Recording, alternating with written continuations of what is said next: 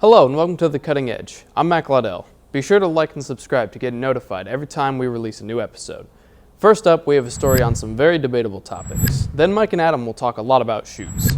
Next up, we'll get some more insight into how our school's lunches get prepared. To wrap things up, we will have a look into the world of baseball. Even though we seem a little different this week as we are all under quarantine due to coronavirus, the show must go on. Make sure to tune in next week for a special episode of The Cutting Edge, Under Quarantine. The video students are currently documenting their personal experiences under these very odd circumstances, and will be giving you a glimpse into it. This is The Cutting Edge.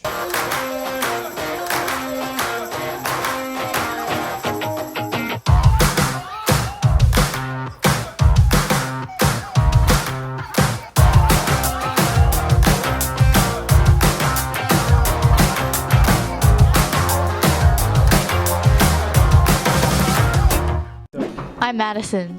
And I'm Evan. And today we're going to be talking to some Voorhees students. We're going to be getting their opinions on some debatable topics. Would you say a hot dog is a sandwich? Yeah. No, it's not. It's a hot dog. I don't call it a sandwich. Absolutely not. A taco's not a sandwich, and thus a hot dog isn't either. Technically, yes, because it's between two buns. No, but the buns are connected, so it's not a sandwich. Yeah, but It's a bun. there's burger buns that are connected and it's still considered a That sandwich. is true. Okay, maybe it is a sandwich. No, because like sandwiches usually don't hold like this. You usually hold it like that. Is ketchup a sauce? Yeah. No, it's a condiment. Yeah, isn't it? Of course. Yeah. Ketchup is not a sauce. But like barbecue sauce is a sauce, and like marinara sauce is a sauce, but ketchup is a condiment, like mustard. It's more like a smoothie. Yeah. Yeah, but like It's a sauce. Yes.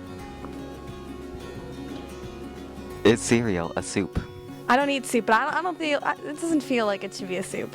No. No way. No. Milk is not a broth, so cereal is not a is a soup. complete different order It's its own food. food. It's its own thing. Yes, because it's solid pieces floating in liquid. I don't know. I wouldn't consider it a soup. no. I don't know. I wouldn't call it a soup though. Toilet paper, over or under? Yeah, over. Over. Over. Under. I usually use under. At my house, it's actually vertical, so like I don't really like go with that argument because it's sideways. I don't do over. I mean, sometimes if like it's put on that way, but I usually do under. If it's under, you have to like grab underneath the toilet roll. That's weird. So those were some interesting answers, to say the least. Anyway, I'm Evan. And I'm Madison, and you're watching VHSTV. In 1985, Nike took a chance and gave a rookie named Michael Jordan and gave him his own signature shoe, creating the Bread one, the Chicago one, and the Royal one. They were banned from the NBA because they didn't have enough white color in them.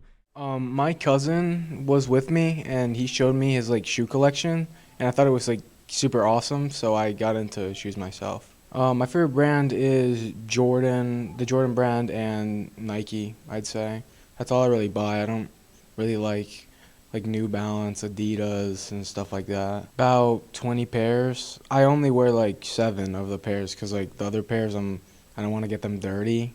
But they're Bread Toes, Shattered Backboards, Royals, Raging Bull 5s, the 3Ms, and plenty more. Around like $3,000. The most expensive pair of shoes is a pack. It comes with the Raging Bull 5 and the 3M5. The Raging Bull 5 is a mainly red shoe, red and black shoe. The red upper, black like midsole. And the 3M5 is an all black shoe and a little bit of red where the shark teeth are on the shoe. And it's basically like a reflective shoe. And when you flash it or like take a picture of it, or it gets like shined on, I guess, it changes colors. It's sick. My favorite shoe of all time is probably the Bread one or the Chicago one. That's what started it all. Every Voorhees student has walked into the cafeteria at some point and seen the lunch ladies behind the counter and the food lying out ready for purchase. But do they really know about the hard work that goes into providing the food, drinks, and snacks? Let's talk to our hardworking lunch ladies and get to know both the people who are providing us with food and get to know the effort they put in every day. So I have to continue to replenish everything and get everything out, make sure the coffee and everything, make sure everything's clean, And generally, I try to be nice. That's that's my day. Well, we have a full deli bar, which makes boar's head sandwiches. Any kind of sandwich you could think of, they do. We have a wonderful salad bar at the very end over there, self-serve. So anything you can imagine for salad, we have that. We always have a hot lunch item. We always have pasta. And mine over here where I work is basically grab and go. And it's a little bit of everything. Like I said, hamburgers, cheeseburgers, chicken sandwiches, ribbicues, anything that you can grab quickly and go if you don't have time. The other stations are a little more set where you have to, stop for a minute. And then Grace over there, she does the yogurt bar, yogurt and granola, which is very popular with the fruit and all that. That's very popular. So I think there's a little bit of everything. I would say on the average, 600, 700 lunches, whatever. On average, the school's got how many, do you know what the population of the school is? I'm really not sure at this point, maybe 1,000 kids, less than maybe. So I would say, a third, sometimes a half, depending upon what goodies there are, Chinese Day's a big one. So I would not be here if it wasn't for the kids that went to school here. Whatever happens to everybody, like with wrestling or whatever happens, I'm related, I'm glad because I think I kind of know you, So that's part of my day, and that's the best part of my day. When the doors close, it's boring.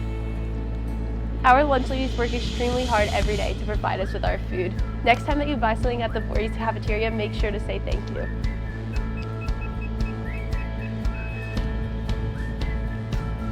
Thank you.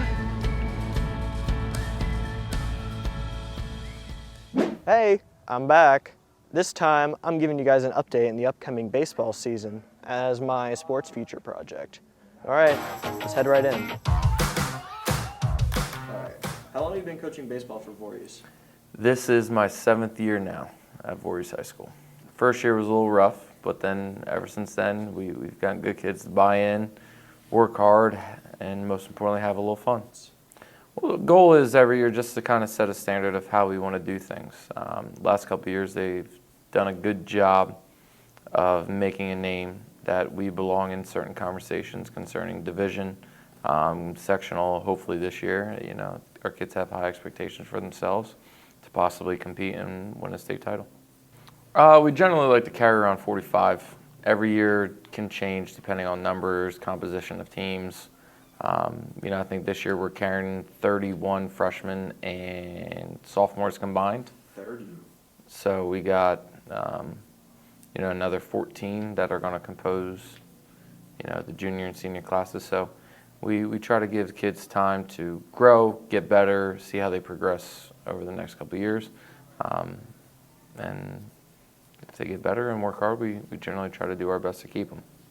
Our freshmen tend to stay at the freshman level, but we've been fortunate to have a couple kids come along and be 4-year varsity starters for us. It's always an interesting time of year for me. We spend all the off season, we spend summertime, we spend the fall and winter lifting. Our kids are doing their own independent work, lessons, travel teams, etc. And you get to this point and it's a weird culmination of almost 9 months worth of work. And then your preseason, we're here, we're all excited, and boom, it's gone. And April 1st, we got games. So it goes really fast, really quick. I'm excited to see who and what this team becomes. I think they have potential, and they decide, and they'll decide on a pretty daily basis. Are they going to do the small things? Are they going to work hard? Is it going to be focused? Are we team-oriented versus self-oriented? All those cliche coaching things that you can imagine are said everywhere. The difference is whether or not the kids really buy in and enact those things versus words. I'd much rather prefer actions from our players. Those are some wise words from Coach Kent. We all at Voorhees are collectively excited for what the baseball team has to bring.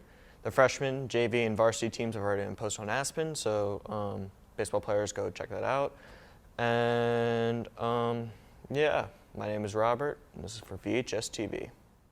And that wraps up this episode of The Cutting Edge. Make sure to like and subscribe to get notified when we upload our special episode on the quarantine due to coronavirus. We will see you in the next episode.